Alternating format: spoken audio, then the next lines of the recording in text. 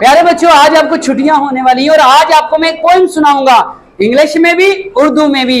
ये पोइम असल सुनाने का मकसद ये है कि आपने छुट्टियों में एक तो झूठ नहीं बोलना, आपने ज्यादा चीनी का इस्तेमाल नहीं करना।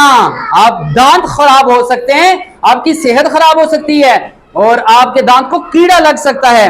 तमाम बच्चे ये पोइम सुनेंगे और इस पोइम के अंदर बताया गया बच्चों ने झूठ नहीं बोलना, सच्ची बात करनी है और चीनी का इस्तेमाल नहीं करना, अम्मी अबू को तंग नहीं करना।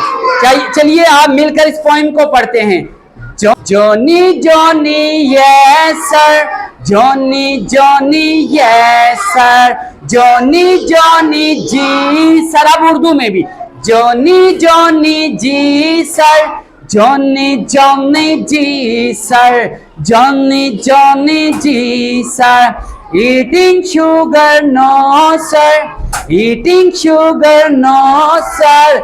मुंह में चीनी नहीं सर, मुंह में चीनी नहीं सर, मुंह में चीनी नहीं सर, मुंह में चीनी नहीं sir. Telling lie no sir, telling lie no sir, telling lie no sir. झूठ तो नहीं नहीं सर, झूठ तो नहीं नहीं सर, झूठ तो नहीं नहीं सर, झूठ तो नहीं नहीं सर।